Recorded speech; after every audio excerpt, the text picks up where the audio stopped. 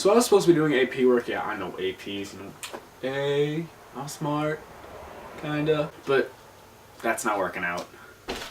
Let's go. So I was shopping for clothes the other day, and I can't really say the name of the store because, you know, like, copyright or some stupid stuff like that.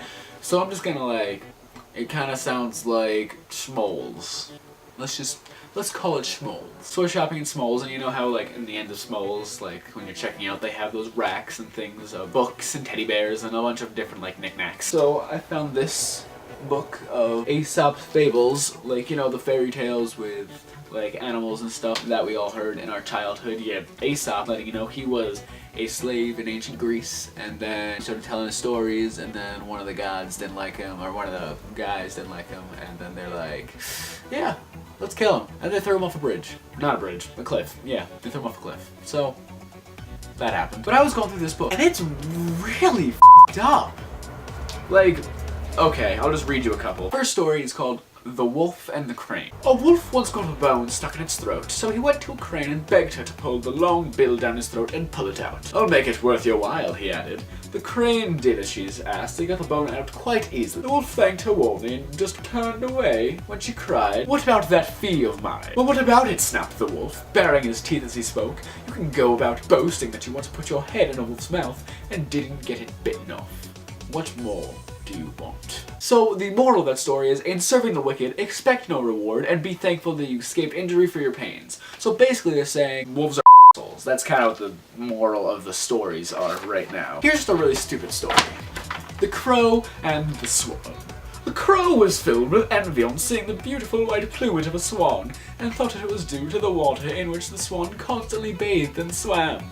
So he left the neighborhood of the inns where he got his living by taking bits of meat left from the plates of the dinners, and went and lived among the pools in the stream. But though he bathed and washed his feathers many times a day, he didn't make them any whiter, and at last he died of hunger into the bargain. So this story is all about a bird who's like, "Oh, I don't want to be ugly. Look at those birds, they be pretty. They be swimming in that water, I'ma be swimming in that water, and I'ma be pretty too. Right, let's go." But what he didn't realize was that without any food, he was gonna die. So he's just dumb. But also it's saying, like, you can't change yourself? Like, that doesn't make any sense. Like, if I'm really, really fat, I can't get skinny. Well, it probably would work because you wouldn't get any food like the bird did and you would skin it. So it would work out. But this bird, you know what this bird need? This bird just needed some plastic surgery and, like, some feather replacement surgery, but, you know, he was broke. He was a broke mofo. The Grasshopper and the Owl. An owl who lived in a hollow tree was in the habit of feeding by night and sleeping by day. Her slumbers were greatly disturbed by the chirping of a grasshopper who had taken up his abode in the branches. She begged him repeatedly to have some consideration for her comfort, but the grasshopper, if anything, only chirped louder. What a At last, the owl could stand it no longer and was determined to rid herself of the pest by means of a trick.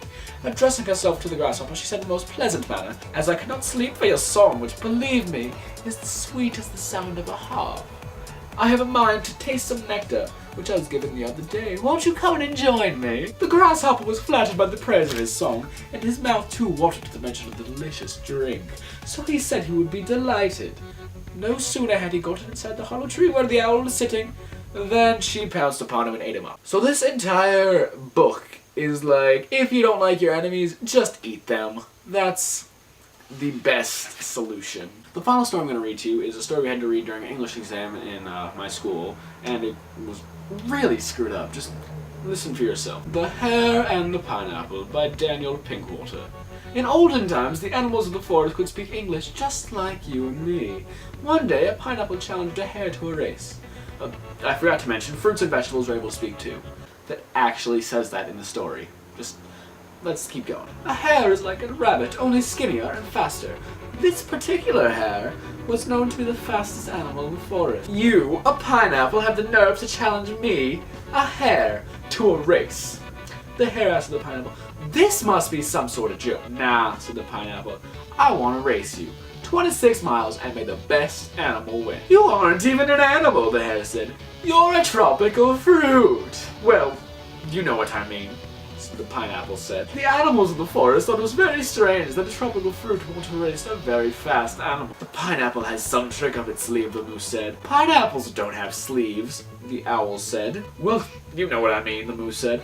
If a pineapple challenges a hare to a race, it must be that the pineapple knows some secret that will allow it to win. The pineapple probably expects us to root for the hare and then look like fools when he loses, said a crow. Then the pineapple will win the race because the hare is overconfident, takes a nap, or gets lost in something. The animals agreed that this made sense. There was no reason a pineapple should challenge a hare unless it had a clever plan of some sort.